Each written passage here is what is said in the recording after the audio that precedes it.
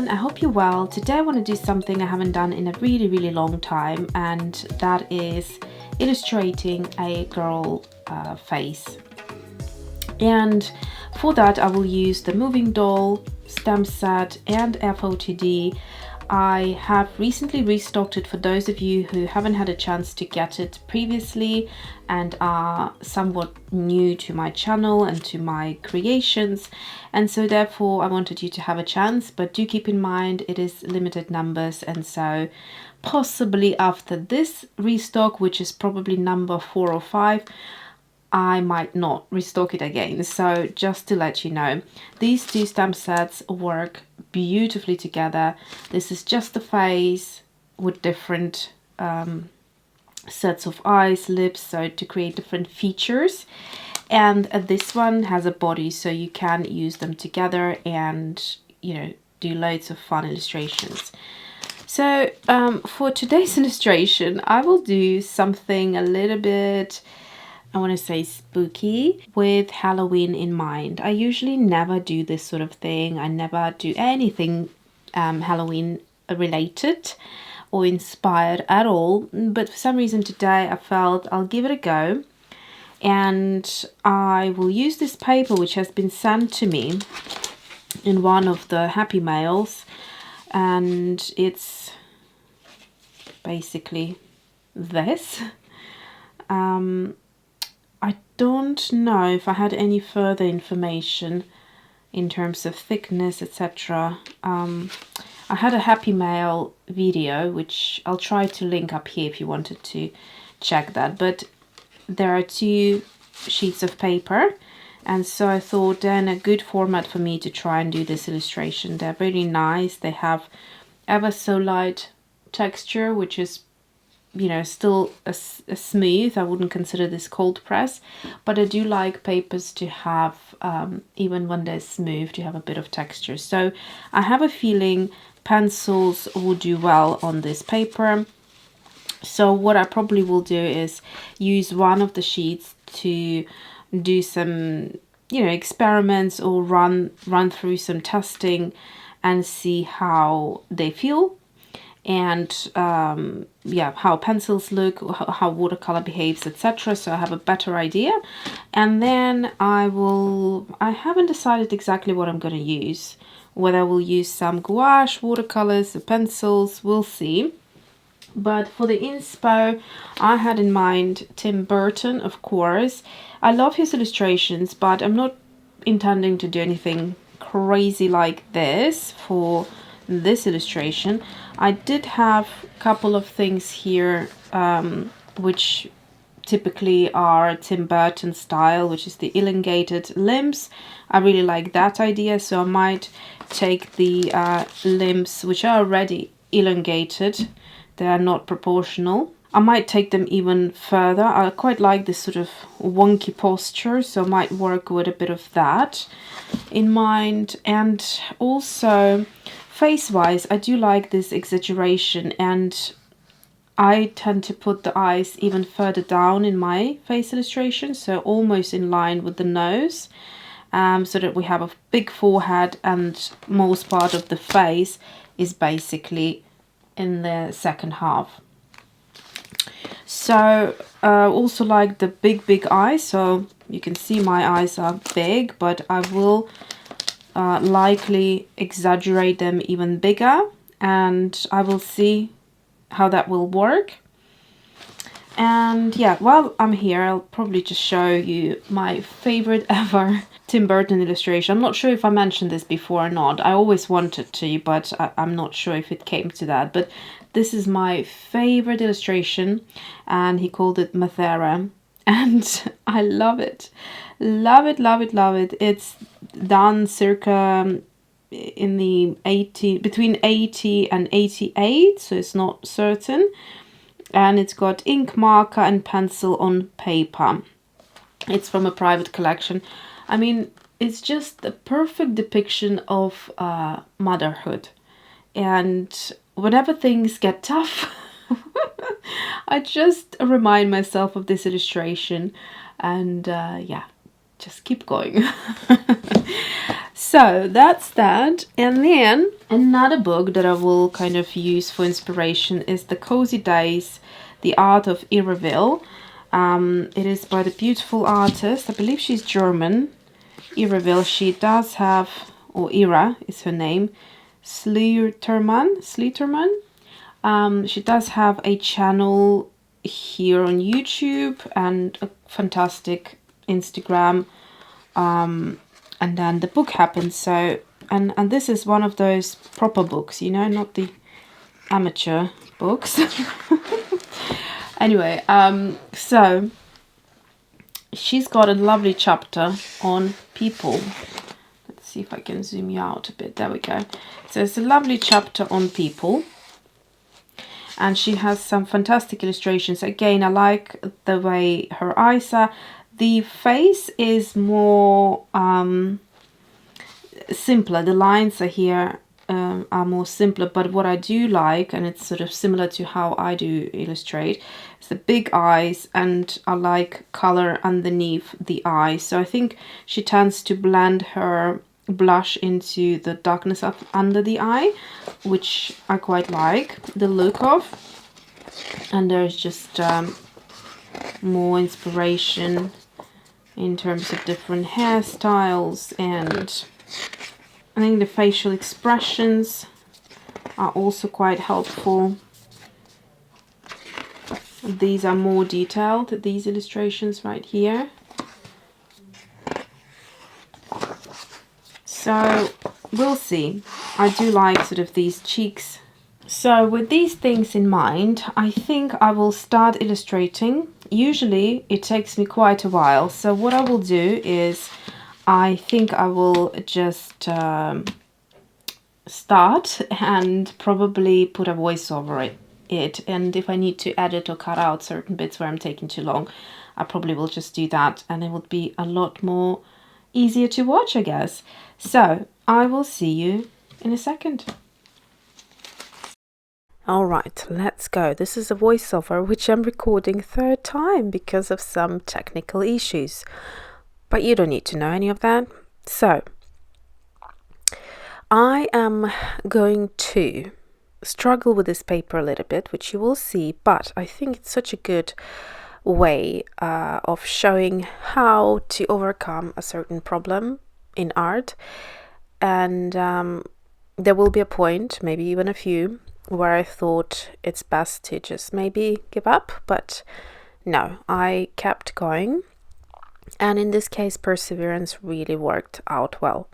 So I'm going to use a combination of the two stamp set, the moving doll and the FOTD, which I have restocked. And it's available on my Etsy, Alyona Creates. So I'm going to build a body, but use some of the elements from the FOTD to create facial features. And the idea here is to exaggerate the body, the shape of it, possibly not so much the shape as the proportions. So I will be showing you how to extend this stamp set and make the doll even more exaggerated. And I will extend her legs by about 2 inches, which sounds a lot, keeping in mind that the actual body would be about, or the leg would be about 2 inches. So we are going to double the length of it, and it's totally possible. And so I'll show you how to do it. So if you wanted to create a bigger doll, a standing doll, for example, which wouldn't fit into this current or any small kind of A5 sketchbook, you could do it into a larger one, and you would be fine. So because you won't be fitting and standing up, I'm thinking of a posture that would work, keeping in mind it's going to be a sassy zombie, so we're working towards a posture that will evoke that kind of a zombie-like feel. So I'm going to bend her 90 degrees, and therefore her upper body will be at the top of the paper with the head, and then her lower body will be in that direct 90-degree on the standing up side. So the best thing to do is to start with the lower legs part and stamp it at the bottom of the paper, so you know where you are going to be standing, or starting from. I will also leave some space. I think I left some space for the shoe. I want some nice heels on her, platform heels, so I left some space for that. Then I've done the bum bit in the corner, and then I extended the upper body, moving towards the left, so we have the body part, the chest part, the neck, and now the head. I'm stamping the head at a slight angle because I want there to be a bit of that kind of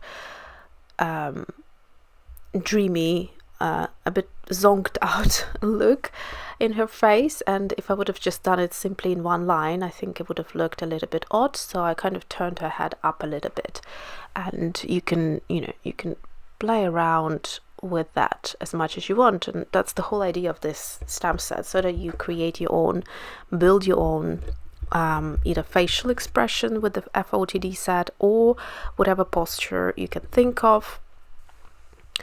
In fact, you can get some fashion magazines and be inspired by the postures and poses that the fashion models do, and create some of that. If you haven't seen, I also have some tutorials on creating outfits, like fashion sort of illustrations.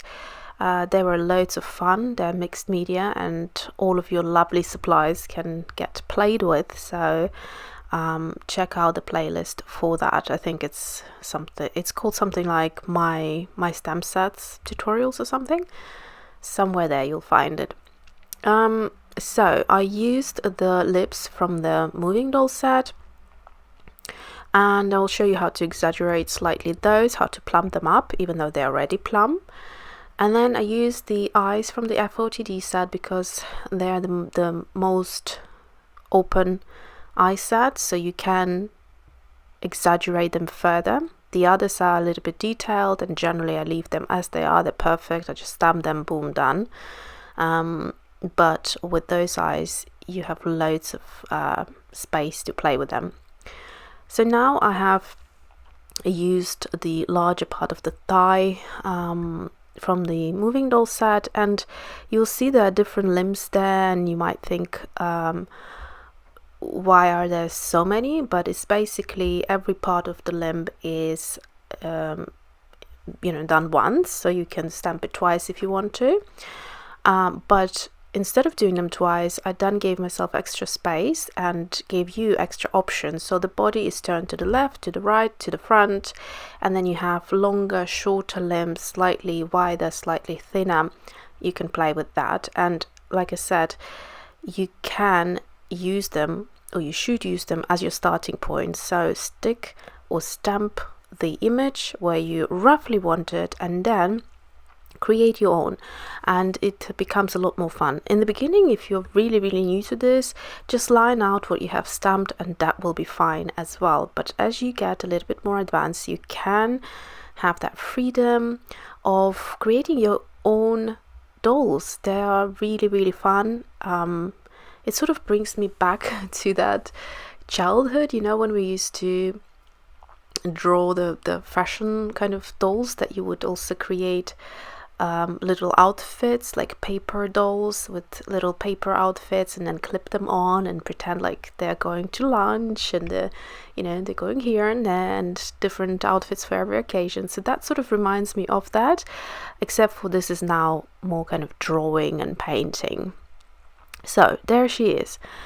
Now we are going to pick a couple of colors, and this is a good little sketchbook to do the pickings because everything is in one spot. And I've picked up bronze, and the bronze will be going for her hair. And yeah, I've been having this thing lately for the ginger dolls. Been really enjoying them. If you haven't seen my Ginger Rogers, have a look at that illustration. That was a lot of fun as well. It's more watercolor involved. So paper, because it's new, I thought I'll be a good girl and try out all the art supplies on that extra piece of paper before going on to the stamped image, so I have everything neat and clean and perfect. But there will be a little caveat later on and you will see what I mean. So doing sketches, or swatches rather, I did them like in a neat way, but of course once you start painting, you're not going to do a line from the top to bottom just in one direction. You tend to just do it differently, don't you? So you start kind of scribbling around. Similar here, that sort of a movement as you're doing with a pencil we use often with the marker. So that's how I should have used it, and I quickly would have realized that actually it does damage the fibers, but it was fine in the end. I managed to rescue it. So here are pencils looking fine, markers, the way I swatched them looked fine, Fineliner. I don't think I used the Fineliner in the end. I used a fountain pen, however, which I didn't swatch out, and I should have maybe, but in the end it all doesn't matter because the end product worked out just fine. I'm pulling out my old Daniel Smith, I was going to say beloved, it used to be beloved palette. I have given a nice break to all of my Daniel Smith watercolors, and I am now starting to use them again because, you know, I want the watercolors to be used, and there are so many lovely colors, and yeah, it's this yeah, I won't comment on that. So going into the watercolors are lovely on the paper. So in fact they did dry a little bit lighter, and also dried with an outline just around the edge. So that's something also to do with the paper sizing, I guess. And then I have a lighter swatch, and I thought I will even try the wet in wet technique. So I used a bit of watercolor and then added some water and just let it all kind of move together and watch how it likes to move on this paper. All of these tests were fine. Everything worked out well, so no problems so far, and I thought I'm good to go. It is always fun to do this part before you start an illustration, so you can see everything looks good, no problems whatsoever. Pencils were lovely. It's a paper that has I'm not sure if I mentioned it in the beginning of the video, it has a little bit of a texture, so it's not too flat. Oh, in fact, this reminded me I have a tea here as well. Nice cup of hot tea always does you well.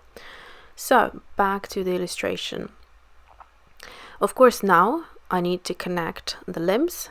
The major part will be constructing that, you know, building upon the top part of the leg and the bottom, and of course I have a major gap there of like 2 inches, did I mention? And so yeah, I basically will have to figure out how to do that, as well as adding on the volume of the hip and the bum area. So I'll show you later. You will see a close-up as well what I did. So the reason I went with a pencil, not advisable at all, but yeah, so if you're using drawing paper, pencils tend to be fine there, but on watercolor paper they do not erase very well, so it will be a very messy job. And not just on this paper, just typically on any paper that is watercolor paper. In fact, if you're a beginner, you tend to use a pencil, and it's so off-putting then to erase it because you thought you're gonna put something in there like watercolors, whatever, and it makes a mess because it changes the structure of the paper. The watercolor will be looking different, etc. So yeah, if possible, try to stay away from pencils. The reason I did use a pencil here, so you can see the bum there is a little bit flat, so I will be adding volume onto there. The reason I used the pencil is because there was a lot that needed to be done, and I was not confident enough to go in with the fountain pen straight away, because that would have, not created as much mess as it will be soon. You'll see that. So yeah, if you can do just the fountain pen, which I generally do, then go in with that. But once you've done a mistake with fountain pen, that's it. There is no returning. Whereas with pencil, at least you can correct it, and even though it can look messy. So this is a lovely eraser there. It's the Tombow eraser 2.3. Gorgeous for getting into small areas and all of that, and works beautifully on other papers, but just not on fiber that is on the watercolor paper. And even worse, the Faber-Castell, my all-time favorite dust-free eraser, that instead of erasing, it actually was it was strange. It's as if it was getting a build-up of the fibers and the graphite to the point where it all was stuck to the eraser rather than being, erased off. So yeah, it didn't work at all. It just was kind of smudging in the end. Also started really adding a lot of pressure into that pencil, as you can see there. You don't want that if you're planning to use a fountain pen to line things out, especially you want fine lines, thin lines in illustration. That just becomes too heavy-handed. So it might be very useful for you to see how this mess will be resolved. So here I'm going in with the fountain pen, and as you can see, I left the head area line free from the pencil because this is straightforward. I didn't need to kind of play around with anything, connecting or whatever. So I didn't go in with a pencil. I'll be just going in with a fountain pen, and you'll see how lovely and clean that looks when you just use fountain pen. So also this fountain pen was getting loads of fibers stuck onto the nib.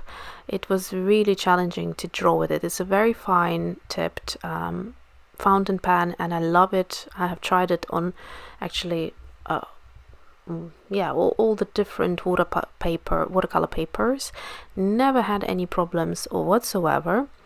But with this one, it's very fibrous, and so the fibers kept getting stuck, and the nib would then drag the ink across or stop getting the ink out. So yeah, it was a little bit of nonsense, but I'll see you in part 2.